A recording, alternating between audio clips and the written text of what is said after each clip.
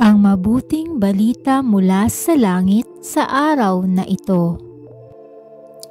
Aleluya, aleluya. Araw ngayong gawa ng Diyos, magdiwang tayo ng lubos, purihin ang manunubos.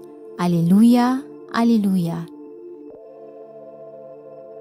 Ang mabuting balita ng Panginoon ayon kay San Juan. Pinupuri ka namin, Panginoong Hesukristo. Noong panahong iyon, si Maria'y nakatayong umiiyak sa labas ng libingan. Yumuko siya at tumingin sa loob. May nakita siyang dalawang anghel na nakaupo sa pinaglagyan ng bangkay ni Jesus. Ang isa'y sa gawing ulunan at ang isa namay sa paanan. Tinanong nila si Maria, "Ale, bakit kayo umiiyak?" Sumagot siya, "Kinuha po nila ang aking Panginoon at hindi ko alam kung saan dinala." Lumingon siya pagkasabi nito at nakita niya si Jesus na nakatayo roon. Ngunit hindi niya nakilalang si Jesus iyon. Tinanong siya ni Jesus, "Bakit ka umiiyak? Sino ang hinahanap mo?"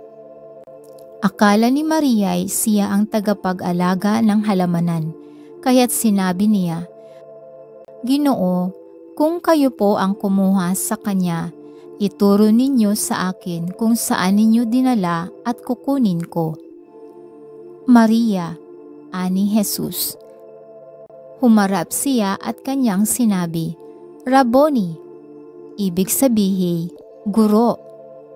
"Huwag mo akong hawakan sapagkat hindi pa ako nakapupunta sa Ama," wika ni Jesus.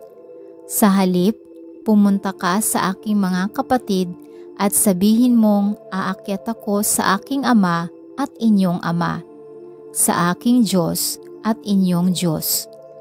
Kaya't si Maria Magdalena'y pumunta sa mga alagad at sinabi, "Nakita ko ang Panginoon." At tuloy sinabi sa kanila ang bilin ni Jesus. Ito ang mabuting balita ng ating kaligtasan. Papuri sa Diyos. Maraming salamat po sa inyong tulong na maipalaganap ang mabuting balita ng Poong Jesus sa lahat ng mga Pilipino sa buong mundo. Pagpalain nawa tayong lahat.